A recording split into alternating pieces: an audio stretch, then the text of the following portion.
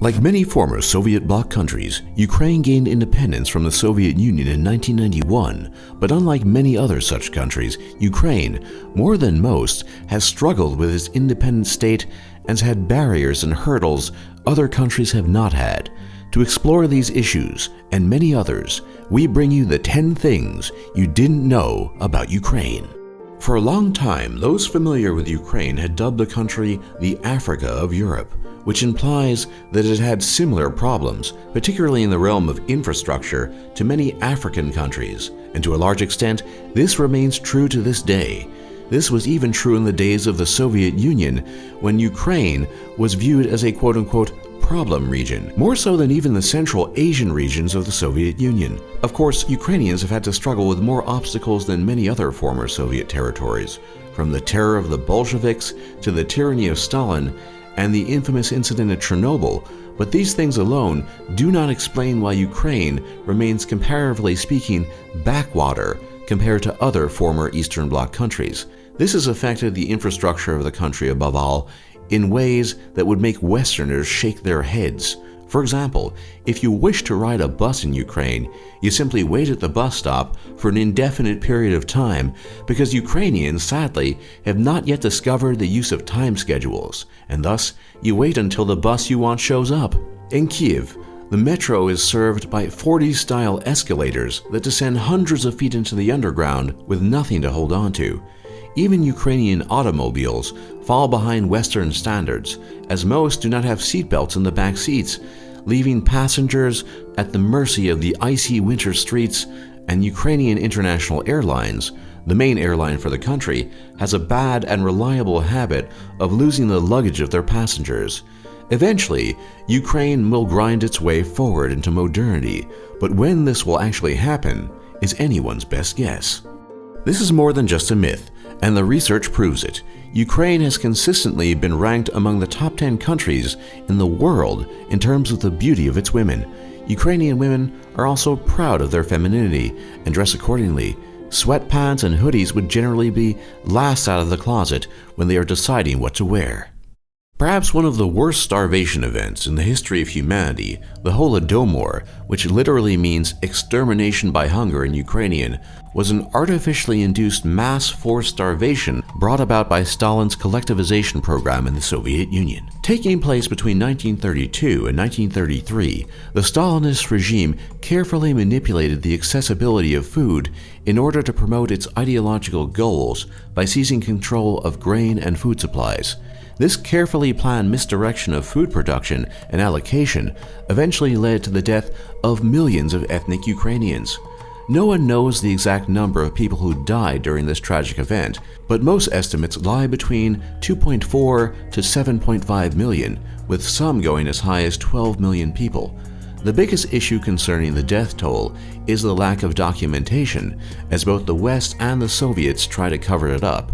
The West for reasons of moral failing, for not intervening to prevent the atrocity, and the Soviets for rather obvious propagandist reasons and reasons of state. As if the starvation had not been enough, though, the Holodomor pitted Ukrainians against each other, as times were so tough that cannibalism became a commonplace thing. Parents would eat the bodies of their children and relatives, and driven mad by ravenous hunger, people would form brutal and murderous gangs that would kill others, even their own family members, just to consume their flesh. The incidents of cannibalism were so bad that Soviet officials were forced to release posters stating, quote-unquote, "To eat your own children is a barbaric act." It is hard to imagine the brutality, desperation, and hopelessness that must have been present during the Holodomor that would drive humans to do such things. And perhaps it is even sadder that few, if any, Westerners of today's age know anything about it. Within the Slavic language group, Russian is in fact the odd one out.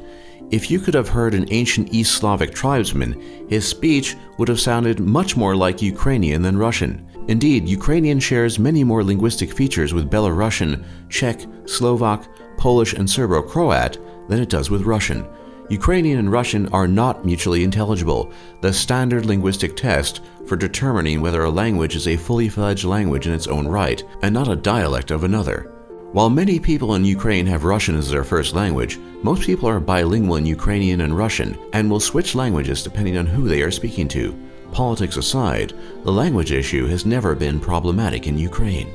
Ukraine is sadly one of the most corrupt countries in the world, and the results of 2015's Transparency International Corruption Perceptions Index, Ukraine was ranked 130 out of 167 countries investigated, tied with Paraguay and the Comoros, and in 2012, it was ranked one of the 3 most corrupt countries in the world, tied with Brazil and Colombia.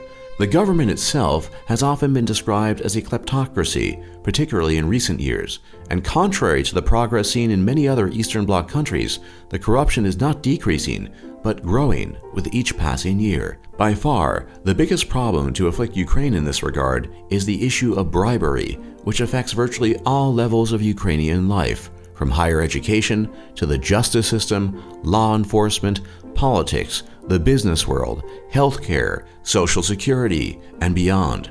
Bribes are given to ensure that public services are delivered either in time or at all. Ukrainians stated they give bribes because they think it is customary and expected. Some of the biggest bribes involve more than $1 million. According to a 2008 Management Systems International sociological survey, the highest corruption levels were found in vehicle inspections at 57.5%, the police at 54.2%, healthcare at 54%, the courts at 49%, and higher education at 43.6%. On June 8, 2011, Ukrainian President Viktor Yanukovych stated that corruption costs the state budget $2.5 billion in revenues annually, and that through corrupt dealings in public procurement, 10 to 15%, or $7.4 billion of the state budget, ends up in the pockets of officials. Corruption of this sort is probably the biggest issue facing Ukraine today, and if Ukrainians could overcome it, their country would likely see tremendous progress on numerous fronts. However, this does not seem probable, and Ukraine might be stuck in a trap of its own making for the foreseeable future. Ukrainian cuisine is always simple, never extravagant, and draws upon the limited food sources that are available in the region. Grains such as oats, barley, and kasha, which is a type of buckwheat, form one of the staples of the diet, along with animal meats such as pork and beef, particularly innards such as liver and kidney. Most dishes tend to be very heavy and are filled with fat and lard. Borscht is a popular soup dish, and there are 30 varieties of it in Ukraine. Borscht tends to be sour and contains beets, cabbage, potatoes, tomatoes, carrots, onions, garlic, dill, as well as meat and fish sometimes. Varenuki are dumplings that can be sweet and savory, sometimes filled with meat, onions, and potatoes, other times with fruit, cream, and sugar. And paska is an Easter bread made from simple ingredients such as milk, butter, eggs, sugar, and flour, and is served most often during the Easter holidays. If you are a Western European, the fake and superficial friendliness of your typical American might get on your nerves, asking how you're doing and other such inane questions with a gigantic smile plastered on their face. But if you were to ever visit Ukraine, you might be the one who is the odd man out, as Ukrainians are the complete opposite. Ukrainians rarely if ever smile, particularly in the winter months, and rarely laugh to boot. The reasons for this should be fairly obvious. Ukraine is a harsh and cold land, with little in the way of amenities, and few things to look forward to, so smiles and laughter must all be earned. In the West, a superficial smile might be an expectation foisted upon you for the sake of superficial interaction, but in Ukraine, it is a gift, both genuine and true. As befits the country, Ukrainians are heavy consumers of alcohol. According to the WHO, or World Health Organization, Ukrainians are ranked 6th in terms of alcohol consumption in the world. According to recent surveys, Ukrainians consume a whopping 13.9 liters per capita per year, and it only makes sense. Life in Ukraine is difficult, and the day-to-day grind is not easy, and alcohol consumption is a common means of coping in the country, which should surprise no one. The Republic of Crimea, officially part of Ukraine, lies on a peninsula stretching out from the south of Ukraine between the Black Sea and the Sea of Azov. It is separated from Russia to the east by the narrow Kerch Strait. In early 2014, Crimea became the focus of the worst East-West crisis since the Cold War, after Ukraine's pro-Moscow president Viktor Yanukovych was driven from power by violent protests in Kiev and Vladimir Putin convened a meeting which later led to the annexation of Ukraine into the Russian Federation. Kremlin-backed forces seized control of the Crimean Peninsula, and the territory, which has a Russian-speaking majority, voted to join Russia in a referendum that Ukraine and the West deemed illegal. Ethnic Russians make up the majority of the population, but with significant Ukrainian and Crimean Tatar minorities. Even now, there is conflict, but Crimeans tend to consider themselves more Russian than Ukrainian, and most were very welcoming of the Russian intervention.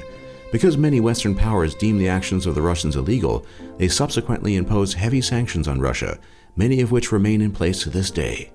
Perhaps more so than in any other nation on earth, Easter eggs really matter in Ukraine, and they have special status and are called pisanki, and are decorated with traditional Ukrainian folk designs using a wax-resistant method. The word pisanka comes from the verb pisati, to write, as the designs are not painted on, but written with beeswax. The motifs that characterize pisanka range from animals such as insects, birds, fish, and serpents, to flowers and plants, and more.